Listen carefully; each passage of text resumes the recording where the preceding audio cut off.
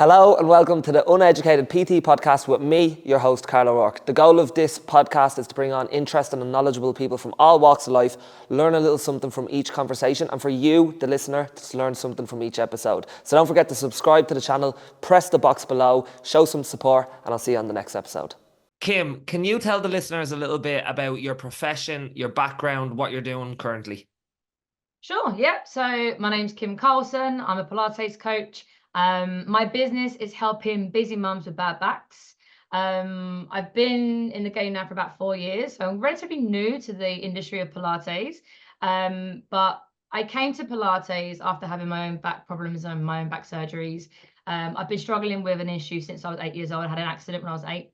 And I found that kind of doing Pilates twice, 3 times a week, I was no longer taking painkillers. And then I became quite addicted to the practice of Pilates. And I suppose like what I built now is kind of what I needed 11 years ago. So there was a gap in what my needs were as a person struggling with my back pain, my weight, and my newborn. And I've kind of put together this program to help that person. So what are them needs? So what is it that, are the sort of issues and problems that clients come to you seeking help? So ultimately, it's having maybe undiagnosed back pain, not knowing why your back's so sore. Pain every day is really hard to manage. It gets really in there. You start to lose confidence in what your body can and can't do. It's really hard to look after a kid, a baby, a toddler, when you're managing back pain every single day. Like, just to give you a little bit of kind of background and context, I had an accident when I was 8. I fell off a climbing frame in a shitty council estate in East London. And I was temporarily paralyzed. I had to change schools. I had to have rehab to learn to walk again. It was, the whole shebang. And then I was always like into cricket and into sport. I was quite a tomboy, like as a teenager. So I feel like that really helped me kind of keep mobile, keep strong. And then I went and did a dance degree at university. And I had a couple of relapses then, like, a bit of African dance throwing your body around. You're going to have a few twinges, But I do feel like as a teenager, I always kind of try to keep myself strong. And then I had my first child. I was 25, 26. And then the theory is during labor, I slipped a disc during labor in the same area that I had the weakness already.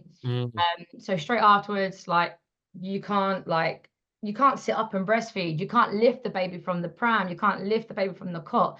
And then you're awake all night anyway, so you're fatigued, you're tired, your nutrition's probably out the window. You're sat on your ass on the sofa for about 8 hours changing nappies and breastfeeding all day. Like there's no rehab going on there. But so yeah, after some investigations, took about 9 months, but we figured out that I had a slip disc, a prolapse disc in my L405, pinched on the nerves going down my leg. I've lost the feeling in my foot completely. And I lived in a flat, right, with a newborn. So it was really quite hard some days to lift him down the stairs, lift the pram down the stairs. Like that baby, bless him, he ate on the floor, played on the floor, slept on the floor, because some days I just had to wait for my husband to go in from work to actually lift him up. So it was pretty horrendous. And then you've got all your new mum friends going on play mummy dates and baby swimming and baby sensory and sitting on the floor for an hour in a circle. And I really did try. I went to a couple, but fuck me, I'd be in pain the rest of the day. And then I started kind of taking loads of painkillers, and then that wasn't really working. And I started taking Lemsip to help with the, trying to double up on the painkillers. And it's just, I got a bit hooked on cocodamol. It was pretty bad. So after kind of no more options, tried chiro, tried osteo, tried everything. I took surgery to remove part of the disc that was pinched on the nerves going down the leg. And then that all went okay for a little while. I went back to being a school teacher. I was head of dance at a college. But very quickly I was tried to reach my knees, and just my flexibility was gone. My strength was gone. I think I was a bit too impatient, and I was teaching these 18-year-olds that get their legs up here, and very quickly I was like, nah, can't do this, I'm out. So I kind of requalified and went into primary school teaching. And it's just really it's hard to be a full-time teacher and a mum, right? So I found that very quickly my health and fitness was out the window. I was too busy with work, quick meals, quick ready meals, whatever was kind of cutting it. That baby was the first one to be dropped off at nursery, the last one picked up at night. The the weight kind of ballooned on a little bit. Had a second child, and then just had like ongoing issues with my back. So that's when I kind of started to learn a bit more about it, educate myself a bit more about it. Kind of like I already did a little bit of anatomy and physiology at uni. Yeah. So kind of like took that learning and qualified in like Pilates, but also anatomy and physiology for orthopedic and lower back conditions. And yeah, just came a little bit addicted to helping myself, I suppose, you know. So yeah, I suppose like the issues that myself and like other mums that I work with is that kind of mum guilt of not being able to play with your child on the floor, like having to manage the back pain, not being able to lift the pram out of the car, and you know, small things like we talk about how it's really hard to drive a manual car and be in traffic for 3 hours when you've got really bad sciatica. Yeah, Really I bad, imagine. you know. So you know, small hacks like changing your car to an automatic, using a rucksack as your nappy bag, not one shoulder, you know, like wearing trainers, not bare feet all the time. So you've got a little bit more support if you do have any balance issues and sciatica down the leg. Um, so yeah, these are kind of like, I suppose everyday problems that a lot of my mums just kind of endure and just kind of put up with. So do you have any of that pain now, or is it gone out of your life? I'd be lying if I said it's gone out of my life. I fixed myself, hurrah, you know, Yeah. like, no. So the condition I have is something I'll be kind of working with for the rest of my life. That's nice. The surgery I had is successful for approximately about 10 years. Mine lasted 11, brilliant. Yeah. Last summer I started getting the old kind of dull ache down the leg again, the numbness in the foot. But last time, you know, I was kind of scared of, oh, what have I done? Like I'm gonna sit down and rest. This time I accelerated. I kind of continued with my PT, continued my own training. You know, I kind of tried to keep going as long as I possibly could. And I knew that this surgery might happen again. So I was like preparing my body, like the prehab for that surgery. Yeah, that Um, makes sense. so I took the surgery again, slightly more invasive this time. It's called a bilateral discectomy, where they go on both sides of the lumbar spine. They show the disc down on both sides, where it's kind of prolapsed both sides. Yeah. And yeah, touch wood again, really good. But my consultant has said to me, you know, keep going your Pilates, keep going with your strength training, but you are looking at maybe another 10 to 15 years of having like a spinal fusion. So, but my case is kind of rare. Like intervention to that extreme is rare. You know, I do find that like many people can train and many people can, after 6 to 12 weeks, the sciatica does ease and it can get better on its own. Yeah. So right now, what you're essentially saying is that you know you had that kind of flick of a switch to be like, okay, I need to prepare my body to withstand going through surgery and then the recovery after and so on and so forth. But before that, when you were still in pain and you were a school teacher at this point as well, Yeah. this is when kind of all the healthy habits and the training kind of went out the window a little bit because you were overrun and you were overworked as well. I was burnt out. I was burnt out. You know, so I went back to school teaching. I was then like a year 6 primary school teacher. Yeah. I had, you know, Alex, who was then 6. Benji was like 1.5. And yeah, I was burnt out, 2 kids. I wasn't happy. I was not happy, and I felt like everything I did in that job was bloody wrong. Like you know, and then it was when, you know, we had COVID and we're going to like the bubbles and stuff. I Yeah. remember like you know, I asked to kind of come out of year 6 and I wasn't very happy and it was very stressful. You know, we had the exams and stuff, Yeah. and my head teacher said to me, "Well, do you know what, Kim? You don't really fit in here, so I got to think very carefully about where to put you." And I was like, I don't fit in. And he was like, no. And that is what I needed. I needed that to be. And I told him to go fuck himself. Yeah, And good. my notice is in the next day. You know, my husband was like, "We're about to move house. What are you doing?" And I was like, you know, my East London proud self was just like, "No, I am not taking that crap from anyone." And I was already qualified in teaching Pilates at this point, so I was already thinking about like, Isn't that sometimes what people need though? Because sometimes you can kind of get comfortable in that, like, I'm not happy, but I'm not unhappy enough to make the change. And then yeah, sometimes it's like sometimes you need that push out the door that you actually wanted. And that's literally the push out the door that you probably it was needed. the best thing that could have happened, honestly. Like, I hate that guy with a passion, but thank you so much. You know? Yeah.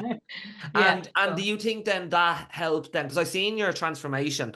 Mm. Do you think that helped then even just getting out of somewhere that you weren't happy in? That Yeah. helped to kind of start building momentum to where you've got to.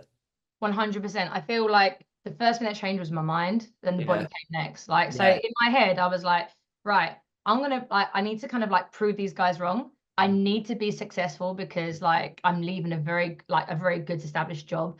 Like I said, I had this mortgage in principle and we were moving house and renovations and like, in my head, I had to be successful and I had to be a role model to other people that were going through the same problems as I was. Like, so there'll be times when, during COVID, I didn't want to wake up and do that workout. I didn't want to go, and I was running as well. I was doing runs, like 5K runs.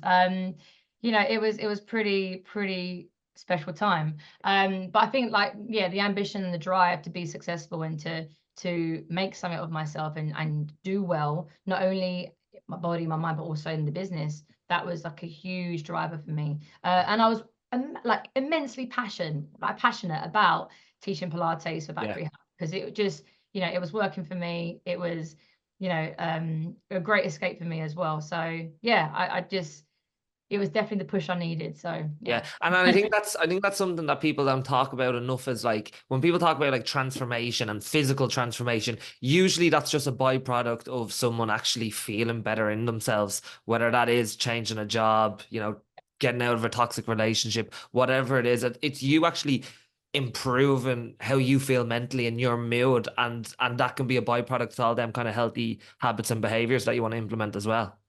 Absolutely. And I feel like that's why like when I coach, I question a lot about what else is happening outside of Pilates training and nutrition. What else is happening? What else is going on? Sleep, hydration, rest, like, happiness with your partner. Like there's so much that contributes to your stress levels. And like, yeah, if you feel like I feel like I started feeling proud of myself. Yeah. And when I started feeling proud of myself, I started to kind of like hold myself differently. I know it sounds a bit strange, but and I would wear and I'd choose different clothes that I probably wouldn't before. Before I probably want to just cover up and hide up my mum belly and that kind of thing. But yeah, no, I think going forward, I felt I was standing a bit taller and I was a bit prouder. And yeah, I think there's a lot to be said for like taking action and that breeding confidence in yourself. Like you can do all the classes, you can do all the certifications, you can do all the learning, but actually taking the action and the doing, that breeds confidence. That brings like that energy to what you need to succeed in that. Yeah, 100%. And so some of the clients you have now, obviously they come to you, they're in pain. What are some of the things that you implement? Like tell me a little bit about Pilates, how this helps with the clients in terms of pain prevention or managing pain and so on and so forth. Yeah, so quite a few more clients come from me from referrals from like Yeah. physiotherapy. And we'll go through basically like what does your day look like? Tell me what is your day look, what's your habits, what's your lifestyle, what's your work? Like what does your day look like? Because how do we get to this point? Yeah. I'm all about obviously like kind of helping fix people, but let's talk about prevention as well. Like what happened to get to this point? And they will kind of come to me and they'll talk a bit about things about their work, their kids. I got a couple of clients, one in particular, she had such bad back pain that she stopped kind of moving, if you like, and then she put on Mm. loads of weight. And then she got to the point where, she was struggling to walk her kids to school. Mm. And was relying on friends and family to take her kids to school. And then, she felt like a shit mum for that. Yeah. And, It becomes a vicious circle almost. You're in pain, so you don't want to absolutely. move, and then you don't want to move, so that makes it even harder to reduce the pain. Yeah. So, someone like, and my clients come in with all different types of needs from different starting points as well. Yeah. So someone in that position, we start off with a very basic, like let's look at a step count and let's look at getting you doing 2 Pilates a week online, 30-minute classes, that's an hour in the week, and it's online. You have to worry about the childcare that, you're in the house. Yeah, they need to be flexible almost to their lifestyle. So Yeah, absolutely. And then we do a bit of a check-in and see how they're feeling, what's helping, what's not. And then like we kind of phase that a little bit. We kind of sort out like a short-term goal. Okay, well, you're currently doing around 3 to 4K steps a day. Can we push that to 6K? yeah. Can we push that to 5.5K? And I think this magic number of 10K, I don't know where that's come from, but like, I try and teach people that you're in competition with yourself. You're in competition with yourself last week, not anyone else. So if your current go-to is 4K steps a day, then let's push it to 5. Do you have a struggle with trying to manage clients' expectations when they come to you? Obviously, because, people who probably need the biggest change try to change everything, when in reality they probably only need to start small. And that's hard to get people to pull back and decide that you don't need to do everything. I've got a new lady, bless her now, she won't mind me saying, but she signed up like 3 days ago. We're just doing a basic food diary of what she's currently eating and what she's currently doing. So I've got a baseline to start off from, right? She's like, oh, where's my weights workouts? What gym should I join? And I was like, dude, calm down. There is a process. And I think a lot of people will try and change all the variables and then wonder why they give up in week 2 and week 3. Yeah. It's too fucking hard, Like my coach talks about like this triangle of awareness, how you can't be in all points of the triangle at the same time. Like you're either killing it with your workouts, you're either spot on with your nutrition, or you're feeling fucking great and you're getting loads of sleep and recovery. All 3 don't work at the same time. You're always trying to gravitate towards trying to get a balance between the 3. But yeah, I think the most successful people kind of trust in the process and they change one variable at one time. Speaking of the most successful people, I seen that you had one client who was with you for a year and they lost like 50 kilos. Yes. Tell me, for anyone listening and who might be like starting off a weight loss journey or just a health and fitness journey or just trying to improve the overall quality of their life, like what are the variables or the ingredients that go into someone being successful like that? So I think Tony's kind of biggest driver was his motivation. So I'll share with you, his daughter actually joined my program first and she was getting results. So he saw that and he wanted a bit of the action. So I took a call with him and we talked a little bit. He joined me in the June, July time. He was getting married in the October. And his big goal was that he didn't want to walk down the aisle with a walking stick. Because at this point, the guy couldn't walk. At this point, he needed a walking stick. His back pain was so bad, he needed a walking stick to walk with. And again, that vicious cycle came into play. We talked a little bit about because the guy used to do boxing as a younger guy, and I was like, well, what happened?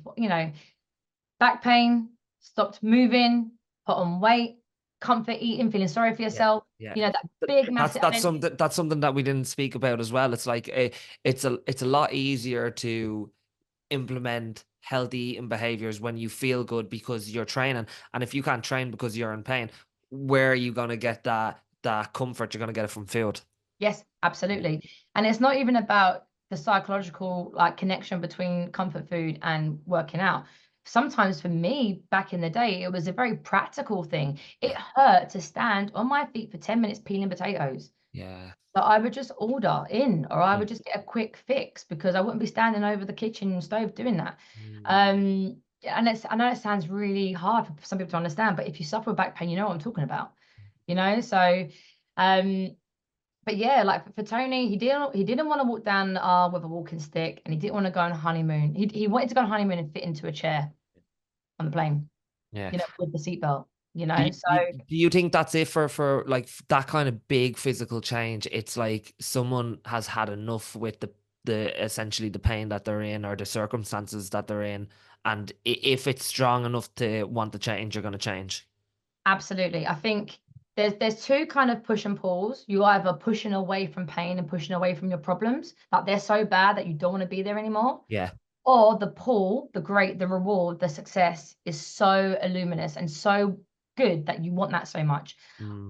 And sadly, it's both. I find that my most successful clients have got an immense amount of not even just pain, but trauma and issues around their family life that they don't want to be in anymore. And the reward and the success and the light at the end of the tunnel is glaring at them. And that's why, like, when I say to people, like, what's the long-term goal? If someone says to me to lose 2 stone, I say, well, I'm not for you. Like, I'm not a weight loss coach. Right? That's just a byproduct of what we do. So, it has to be something greater. It has to be something around, like, you want to lift your 3-year-old in and out the car because they've got a disability. It's a terrible thing, but it's almost like you need to almost hit rock bottom so then you have that, energy to be like, right, I need to get out of this position that I'm in. Yeah, I mean, like some of my clients, no, they're not at rock bottom. Some of them have got like undiagnosed general back pain, but they're smart enough to know that if they don't do something about it, it'll get worse. And they're just disciplined enough and they're motivated enough to kind of want to make a change. Very quickly in exercise, in Pilates, you feel different. You feel change. And then I think that feeling becomes a little bit addictive. Well, that's the thing then you start gravitating towards rather than running away from. Absolutely. Absolutely. And I feel like, yeah, people come to me, they've been on maybe painkillers for some time. They're paying out crazy amounts for chiro and osteo. They don't have childcare to like kind of like try out the gym and give exercise a go. Or they see their friend doing 5 and 10K runs and think, oh, that should be for me too. And I'm like, mate, the weight that you're carrying with a bad back, no, fucking stop running. Can I ask you a question? Because you said that your client was a boxer. Yes. So if he used to play sport, then I would imagine him having to start small would be very difficult because, as an athlete, your ego would be like, I can do more. And like you're Yeah. thinking about the person that you are rather than the situation that you're in now. Yeah, yeah. And like, I'm sure you'll be the first to admit, like, he loves the gym. He loves the social element of the gym. He's got a few friends down there. He has pushed it too far and we've relapsed a little bit. So it's a little bit like we've done that. He's learned that lesson and now, like, we're kind of going forward with the plan. I mean, but he's a year in now. But yeah, in the early days, it was, you know, given the sculpt and tone class that I do, which is a more advanced Pilates with weights. And just seeing how that feels in your body, I've gone a bit too far there, let me bring it back a little bit. And unfortunately, like it's a little bit suck it and see. Like I would Yeah. never say to someone, you can't do that because you have this. No, no, no, no, no. We're gonna fucking try. Yeah. Right. Because I think this is so important and this is so powerful. And I think if you put your mind to something, you will find a way to do it. Mm. I do have a lot of clients that come and there's fear in movement, that they know that twinge feels like, they know that means that they're going to be 3 days out of work, so there is a fear of movement there. But like I said before, action breeds confidence. They'll try maybe the chair Pilates to start with, feeling good, progress onto the mat Pilates, feeling better, and hopefully the more action they take, the more confident they are in themselves and their ability. And you learn a bit more about your body. You know that, oh, okay, when I bridge that high and I squeeze my glutes too much, I get a twinge there, so I won't go that high this time. So How important is it to be losing weight in order to be able to reduce the amount of pain that you're in and being able to do these things that strengthen your core or your back? yeah, I think, a lot of research will show you as well, there's a lot of positive correlation between weight gain and back pain. And the more weight you carry, the more you're putting your spine under pressure, the more you're compressing the disc, the more you are typically being overweight, your core, your abs, your back isn't as strong. So we shift a little bit of weight, we strengthen the abs, we strengthen the back extensors, we strengthen the core, we mobilize the spine because everyone's fucking sat like this for 8 hours a day, right? And yeah, I think very, very quickly when you start to feel the difference and just feel that, I don't know, I can't describe it, but there is something like that just switches on. And if you haven't done exercise for some time, you've taken some time out for an injury and you start exercising again, you start to learn what that core engagement feels like. You know what I'm talking about. And the only way I can describe it is if when I'm in Tesco's and I'm pushing my shopping trolley, I use my core to kind of hold onto the trolley instead of my shoulders and my back. Yeah. And I feel like, and then once you know how to turn that on, you do it when you're lifting up the laundry, when you're picking up your kid, when you're lifting the shopping out of the boot, like, you're like, oh, that's what I'm using, not this, So, but yeah. But Tony's a rock star, man. Like I could shout about him for all day, every day. He's like, Yeah, well, like that kind of a weight loss transformation is literally life changing. Like it's insane. And like you said, like the weight loss is just a byproduct. It's everything that comes from that. Correct. The quality of life. So obviously you're a busy mum, you're self-employed. For mums who might be listening to this, who have to look after the household, have a full-time job, Yeah. and on top of that, need to get on top of their health and fitness goals, Yeah. might be in pain as well. Mm. And they're obviously, with all these things combined, and it makes it very difficult to be motivated to do that training session or whatever it is.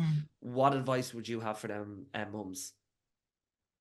I think mums are really selfless. So the the first thing that they will jack in is themselves. The first thing that they will cut back on or they won't do is anything around their health and fitness. They will take their kid to that football game for an hour and a half on a Sunday, but they won't get up and do 20 minutes on the mat, because of time and priorities and being busy. So yeah, I think like there's maybe three things that I would definitely say go and do. One is, if you're struggling with motivation and struggling with prioritizing yourself or the guilt of prioritizing yourself, get a coach. Get a coach, get an accountability coach, get a PT, someone that, is educated and experienced in you as a person in terms of other mums. I think it's really unrealistic to, jump on someone on Instagram who works, with, body transformations and and doesn't really get the struggles of being a busy mom, doesn't get well, I can't do that because I do have children in the house. I can't just leave them. I can't go and, so it's kind of getting someone that gets you. And I give a shit what my PT thinks. It's not about pleasing him, but I give a shit. I don't want him to think I'm, wimping out or something. I don't want there's buy-in and respect. Correct. Yes. Yeah. Buy-in and respect and trusting and being consistent with that. It's really hard to be consistent when your kids' timetables and their social life is busier than your own. So I feel like having a PT or having an accountability coach helps you with consistency. Second thing I would do, and what I teach my clients to do, is we map out their routine, we map out their week, and we talk about, I'm sure other coaches call it different things, but I call it like sand, pebbles, and hard rocks. We work out what's the hard rocks. What are the things in your week that you cannot move? Like for love or money, if Jesus came down today and said, you must move this, no, sorry, I can't, and we identify what that looks like in their days and in their weeks. And then around that, we kind of think, okay, well, what's the stones? What's the pebbles? What's the slightly smaller rocks? But we can have a little bit of movement there. And I'm sorry, kids' clubs and kids' activities are not hard rocks. They're not. They need to be a bit more flexible. You can say no.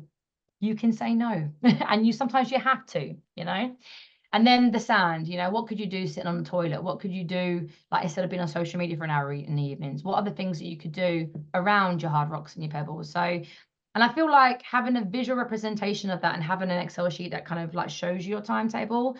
I mean, being an ex-school teacher, that's kind of what ticks me. That's kind of how I operate and how I manage everything. I think it's important to identify as well that I've got a son that's type 1 diabetic and autistic. So his needs are through the roof. And one of the reasons I was asking to come out of that year 6 when I used to be a teacher was I was missing out on all the appointments for him and his needs were coming out thick and fast. So yeah, I kind of had to make a change there, and his priorities and his needs do come first. There are times that I'll be teaching online and I'll say, guys, just to let you know, I'm solo parents night. If Benji's alarm goes off, I'm off. So there's that priority in terms of a medical need.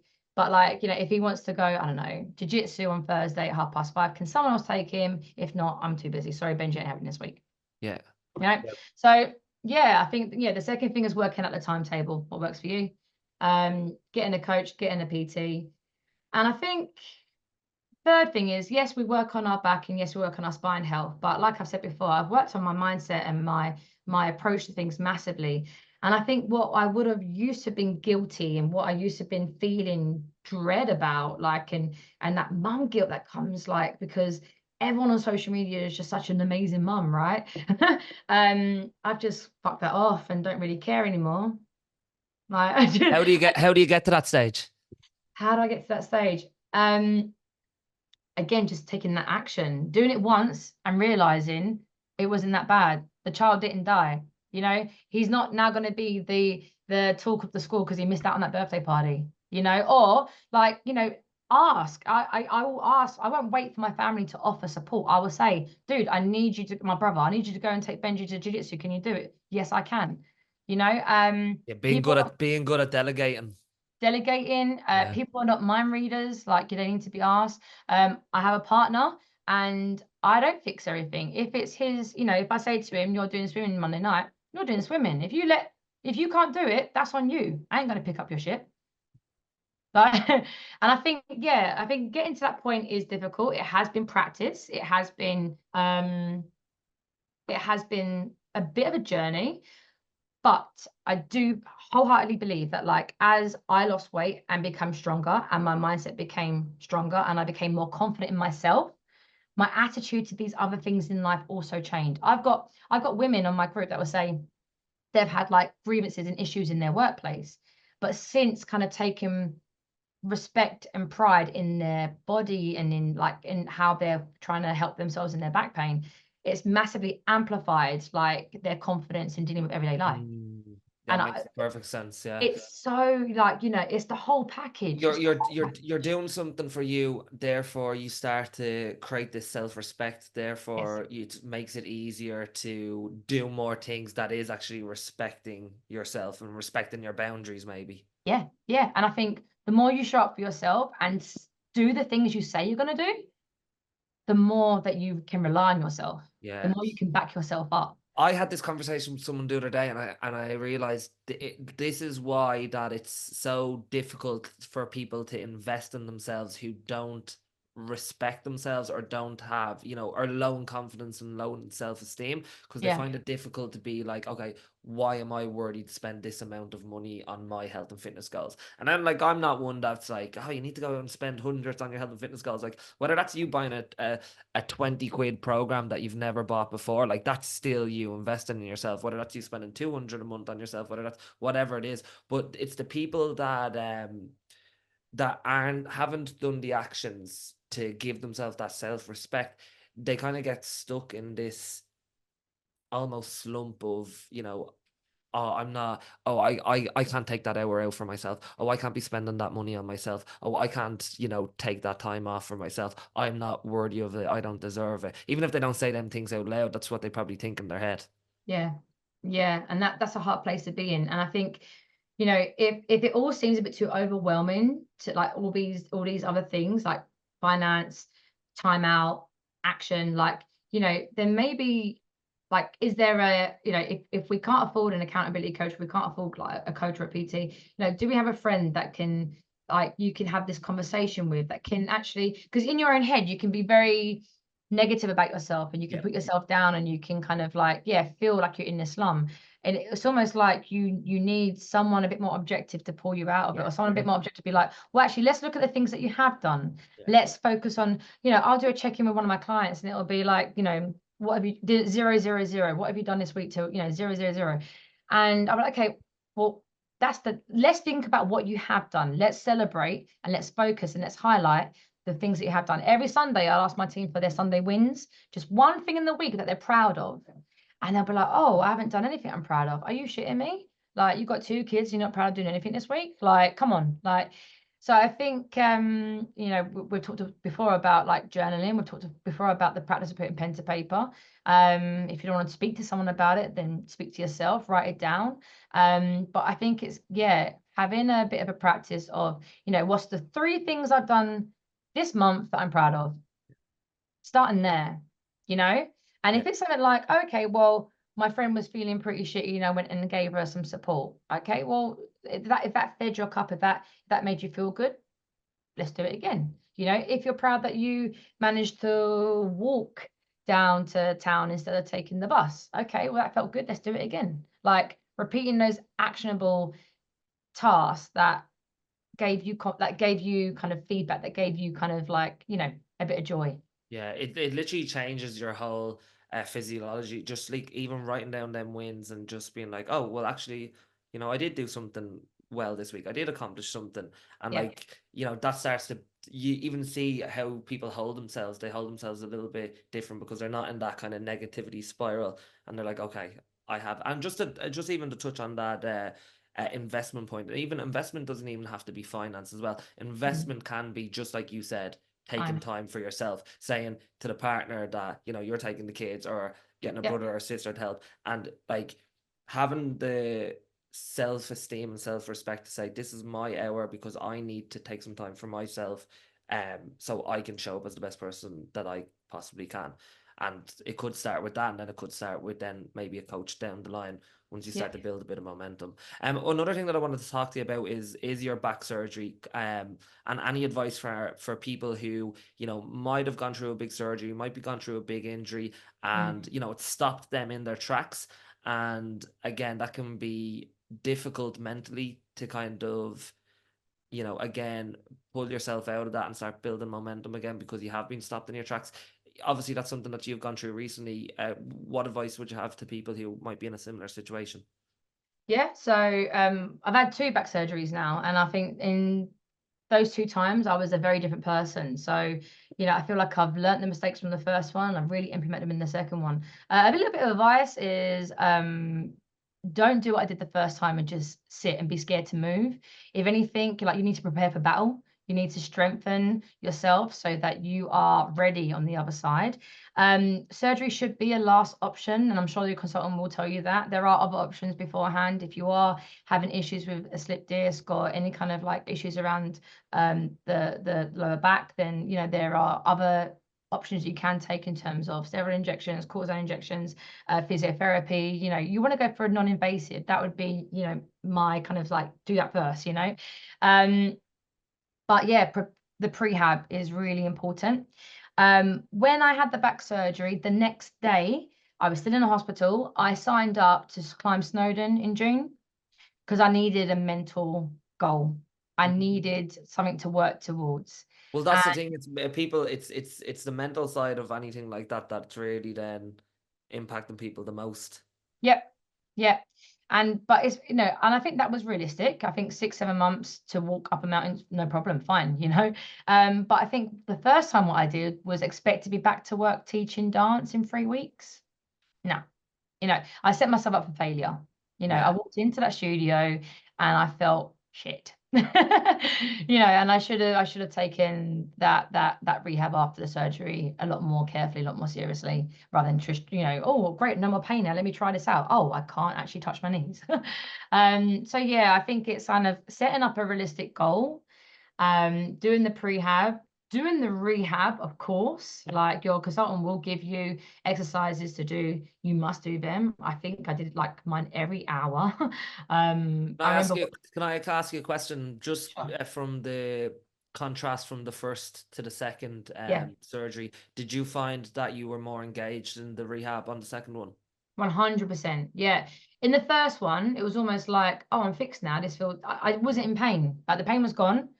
But I was kind of, I settled. I settled for, well, my flexibility is a bit shit, but that's all right. I'll just go and be a school teacher. I don't have to dance anymore, you know? And then, like, I just kind of accepted that this was going to be life now. Like, accepted that there was just things that I wouldn't be able to do. Like, I don't know where my brain's just gone here, but I'll say it anyway. Like, in the bedroom department, or like, like, just roller coaster rides. No, I can't do that. I've got a bad back, sorry. Like, it was just like accepting that was just going to be life now. Mm. But I feel like, no, fuck it. That can't be the way anymore. And yes, there are precautions that I do take, and but I'm going Disneyland next year. Like, I'm not, I'm not gonna wait and sit around to get old. Mm. I'm gonna go get life, and that's kind of, I feel very passionate about that, and I think it's a real shame when my busy mums really lack the confidence to get after it. Like, it sounds, even for it contrasts from the first to the second one, right? You're like, in terms of mental resilience, you're looking forward to what you are going to do, whether that's, climbing a mountain, whether it's going Disneyland. It's like all Yep. these things that I'm going to do, Yep. where a lot of the time then people are in pain or something happens to them, and then they get caught in this kind of negativity spiral that they kind of can't jump out of. And Yep. because you're in that, you can't actually take action because you're just deep in them thoughts, which immobilizes you essentially. Yeah. Yeah. 100%. And again, it comes back to that vicious circle thing, doesn't it? But I think, I have no shame in saying, like, in the second surgery, I did invest heavily into time and money into my mindset and my attitude, and like how to properly goal set, and how to, like, really focus on developing my mental resilience. I think that's the word. Because that comes first before the body. That has to be the decision making process. The body follows. Yeah. And then I find that there's also something else that happens. You start to workout, you start to do the Pilates, you're on for a good few months, you're feeling good, you're losing weight, the back pain's gone, hurrah. And then you become comfortable, and then you become busy again. And then you start to kind of reduce your workouts to twice, maybe just once a week. And then you start with, oh gosh, my back's starting to feel bad again. Oh, I must get back onto, there's this other cycle that happens. And my clients come and go, and some of them are more reactive than being proactive. But I think having a child like Benji that's type 1 diabetic and autistic, like, I don't have time to be reactive. I have to be proactive. I have to be the best version of myself so that I can care for him and be the best mum I possibly can. Well, I think that goes to show that, like, it's important for everyone to be aware that there's no end date to this. It's No. something that you have to constantly do. And Yeah. when you tell people that at the start, it's like, oh geez, I have to do these things forever. But yeah, you do, because even if you stop doing them now, you might not feel the effects of it now, but you'll feel the effects of it maybe 3 months, 6 months, 9 months, a year down the line. And it's more about doing them things so you have a good quality of life all the time, or as much as possible.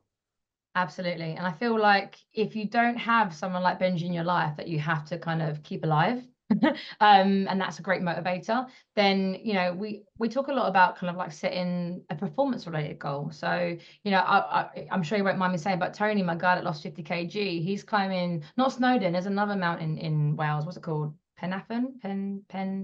Pen something. Yeah, he's doing like a massive hike end of August, that he's had in the diary for some time now with his son, like, and that would just not have been on the cards a year and a half ago, that he was using a walking stick to walk. So, I think setting up a performance related target like that definitely helps, because that date is set in stone. That's not going to move anywhere. You'll probably tell your friends and family about it. You're accountable to that.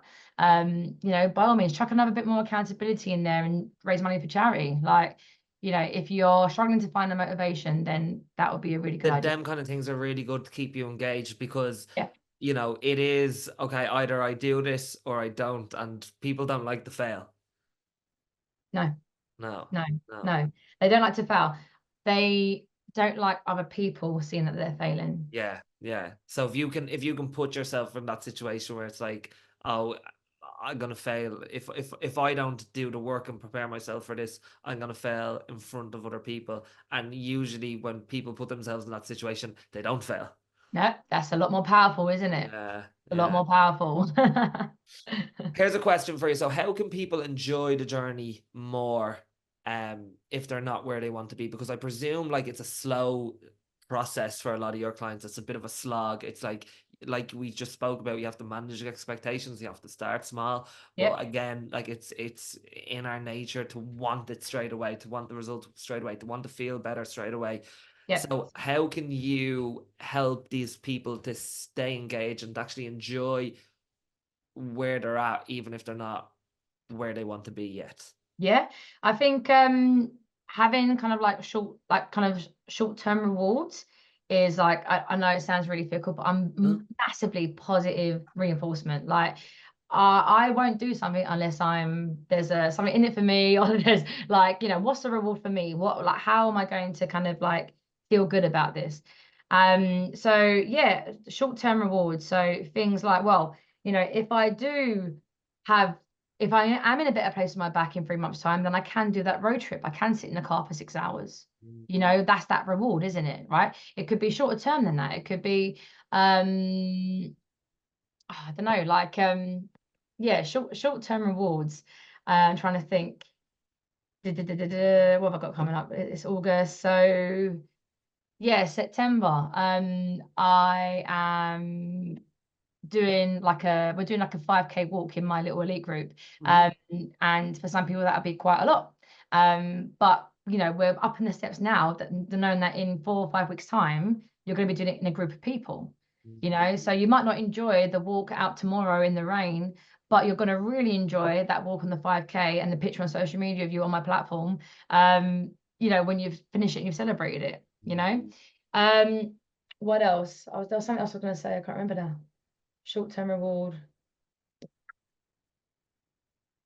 No, it's gone. I got another question for you. So you said that you started doing this, you started working with clients and the Pilates, was it 4 years ago, 5 years ago? Yeah, during COVID. Yeah. So if you were to start again, if you were to start this career again, what would you do differently?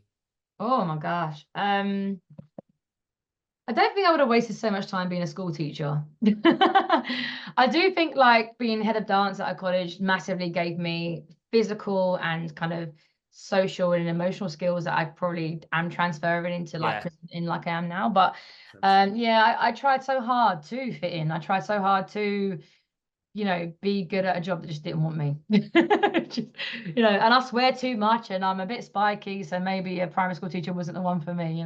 But no, in terms of Pilates, I think very like more recently in the past year, like I've started to make great connections and reach out to like other people in the industry, and that has just been like massively elevating. Like I'll name drop her, like Faye Edwards, she's on like Davina McCall's apps, like she's like my missus from another mother at the moment. Like, just making a connection with her on Instagram and then like meeting up and then like doing things in person. I've been to Ibiza and Yoga Fit with her.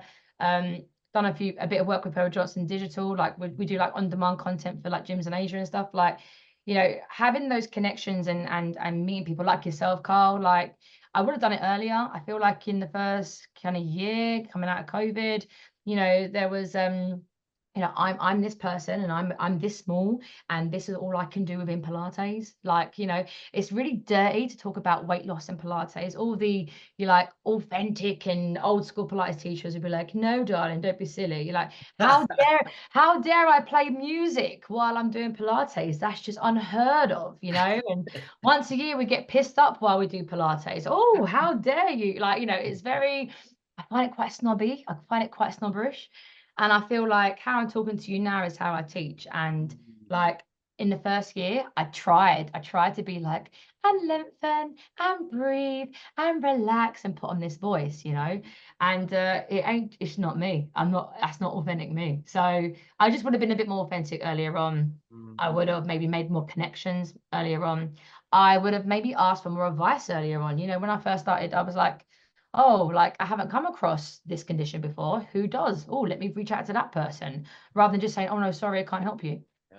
Yeah. Like just being a bit more kind of, but I think that comes with experience and that Yeah, comes I with think I think all of them things come with experience and confidence in yourself, because I don't think anyone when they first start off, everyone's trying to find their feet of who they are in their career, and yeah. then the more confident you get, your personality just automatically comes out then.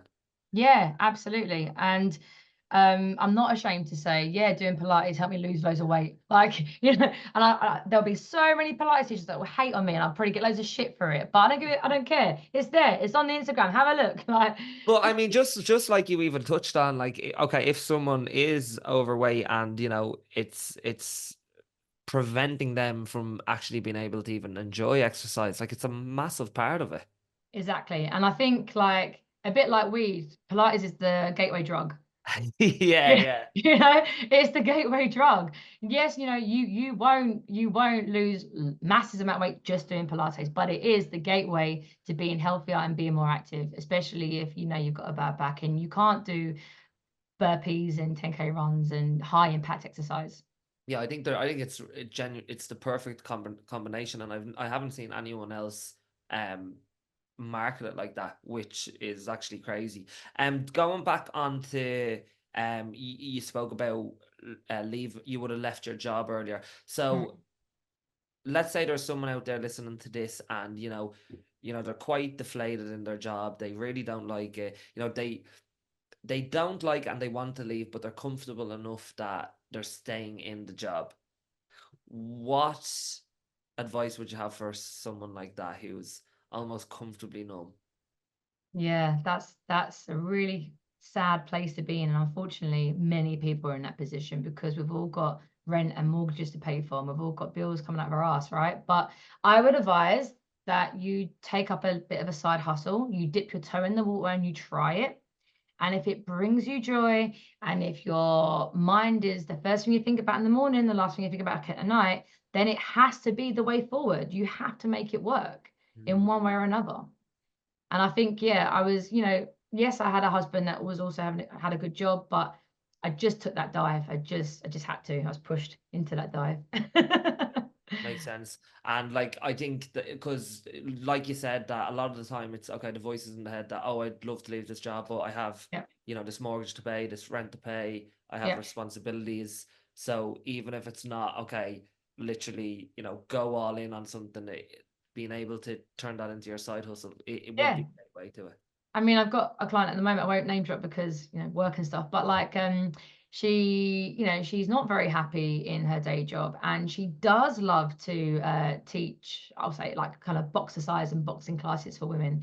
So she is now doing that like twice a week, and she did qualify last year as a boxing coach. So, and she's using some of her kind of like time in work to kind of think and consider, like, in her lunch breaks and stuff, like, how can I make this part of joy that I have in the evenings twice a week, how can I do that more? How can, and credit to her, she's, she said last year she was going to do it, and she's doing it now. So yeah, dip your toe in the water and give it a try, like weekend, evening. Yeah, because And life's too this short to not. and this also goes back to what you touched on earlier, the fact that okay, when you see your clients that they're, taking time out for themselves, they're, prioritizing themselves, they're eating better, they're training. You said that, you can see even in work they're bold enough to go for that promotion or to Mm, stand up for themselves or to set mm, boundaries. Like, it might even be, okay, that person doesn't want to leave the job that they hate right now because they don't have the confidence or the self-esteem to leave it. yeah, But even by, investing in themselves, whatever that looks like, financial time to become a stronger, more confident version of themselves, then that can ripple into also their, not just their fitness and their health improving, but also having the confidence to improve other aspects of their life, like maybe their career. yeah, absolutely. And I think there's something powerful in like identifying what you can say yes to and what you have to say no to. Yeah. Like, and I think a lot of my busy mums, they will say yes to everything. They will help everyone. They will look after everyone's child. They will, it's a yes, yes, yes to everything. And unfortunately, we all have that certain amount of time in the day. Like, we all have the same time restraints. Like, you can't say yes to everything. You're going to have to say no to other things to prioritize what does help, what does bring you joy, what is the right path for you. And it, you've got a gut feeling like what is good for you and your soul. And yeah, I think it's having the confidence to say no to some things and saying yes to others. And the first time you say no, it will feel spiky and it will feel all awkward. The second time will feel easier. The third time will be even easier. The fourth time you'll be like water off a duck's back. Yeah. So yeah, unfortunately, action. Action will breed all them things, especially Yes. stopping you from being a people pleaser. Yeah, yeah, and many people are. Many people are. Kimmy, this has been unbelievable. Where can, so let's say someone's listening to this and they think that would be right up my street. I'm in pain at the moment. I need help. I need accountability. Where can they reach out to either ask you a question or to inquire about your services? Where can they find you?